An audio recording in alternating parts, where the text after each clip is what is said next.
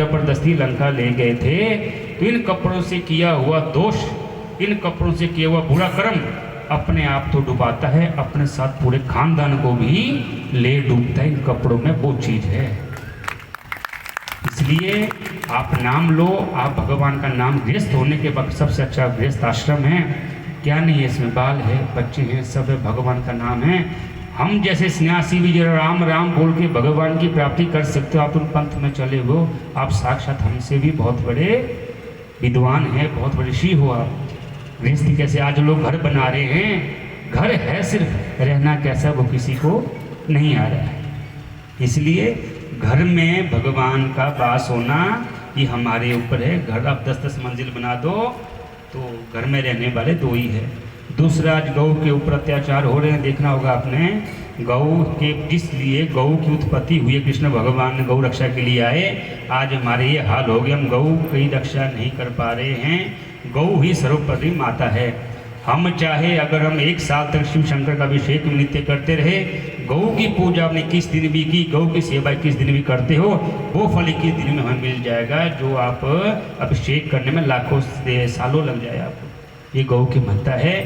देखो, हम सबको गौ रखनी चाहिए। अगर आपको लगता है गौ नहीं है, किसी आश्रम में, किसी गौशाला में जाके किसी गौ को गोद में ले लो, उसे गले में घंटी बांध दो, बहुत बड़ा महत्व है इसका। तो उसको आप हमेशा जैसे बच्चों की केयर करते हो, माता सब कुछ देने वाली है। आज हम जय श्री राम बोलते हैं, वो जो जय श्री राम की जन्मभूमि वो भी वेद लक्षणा गाय ने ही ढूंढ के हमें दी हुई है। गाय की महत्व है। बाकी आप बहुत सी कथा सुनेंगे आज। बहुत कृष्ण भगवान की बहुत, देखो भगवान का जो अवतार होता है ना, महाराज जी ने कहा भक्तों के लिए होता है। तो आज साक्षात यहाँ वृंदावन है। ऐसा नहीं है कि वृंदावन भैया कृष्ण भगवान यहाँ नहीं है। जहाँ भगवान का गुणगान होता है वहाँ कृष्ण भगवान हनुमान जी हमारे साथ हमेशा रहते हैं। बहुत सी सूक्ष्म चीज़ों से यहाँ पे भगवान देवता लोग बैठे हैं। ये कथा सिर्फ मृत्यु लोक में होती है, ये देवलोक में भी नहीं होती है। इस कथा का आप आनंद लीजिए। 3 दुख होते हैं, दैविक, भौतिक, आध्यात्मिक। सब दुखों को माता गुरु जी के चरणों में भगवान वंदे देव, जो गुरु जी है ये कृष्ण भगवान जगत गुरु है, इनसे बड़ा गुरु नहीं है। जैसे आप माता देखा आपने कितनी श्रद्धा होती है। आप मैं गुरु क्यों कहूँ, जब आपका साक्षात ज्ञान है हमेशा माता लोग झुकते हैं। जो मर्द आदमी कभी झुकता नहीं है, फिर भी कहीं ना कहीं अहंकार वश उनके रहता है। आप सबसे गुरु है। जितना आप ज्ञान लोगे आप अपने बच्चों को देगो, क्योंकि 10 साल तक बच्चा आपके हाथ में है। 10 साल तक आपने अपने बच्चे को जैसी शिक्षा दोगे, निरंतर 100 साल तक वो शिक्षा काम आएगी। इसलिए माता सर्वोपरि गुरु है।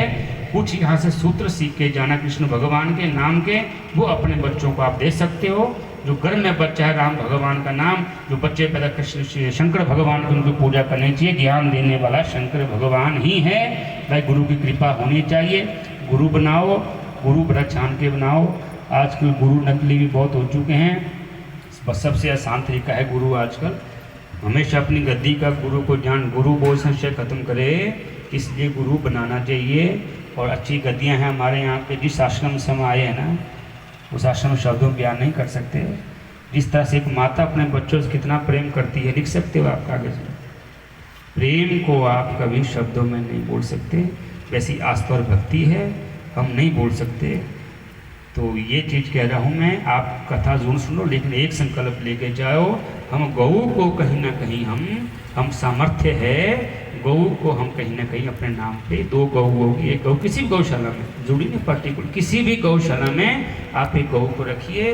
कम से कम 1 हफ्ते तक, 2 हफ्ते को राउंड मारिए, उनकी हालत कैसी है, इस तरह से करिए भगवान के पास जाने का। जो ये आप सुन रहे हो सत्संग, ये वो आनंद है जब जरा सागर में कोई साथ नहीं होगा, तो ये जो सत्संग का जो आपके पास बैलेंस है ना, ये साथ जाएगा। हमारा श्वास से ही मतलब है। पति पत्नी बहुत प्रेम एक दूसरे से करते हैं। जब पति और पत्नी में से किसी की मृत्यु हो जाती है, उस शरीर के पास ना पत्नी 1 घंटा बैठ, ना पति बैठ सकता है। ये देह से प्रेम नहीं है, ये हमारे श्वास से प्रेम है। ये भगवान का दिया हुआ है। अभी ले रहे हो, अगले दिन ना दिया। हमें भगवान का धन्यवाद करना चाहिए, गुरु का धन्यवाद करना चाहिए। आप बहुत सी दिव्य आत्माएँ, आप कथा सुन रहे हो, इसका आपका फल, इसका नॉमिनी कोई भी नहीं होगा। यहाँ हज़ारों करोड़ कमा लो, बहुत नॉमिनी होंगे, लड़ाइयाँ होगी, सब होगी। ये जो बैलेंस है ना, ये आपके पास हमेशा आपके पास जाएगा। जितना आप सुनोगे, जितना गौ की सेवा, गुरु की सेवा करोगे।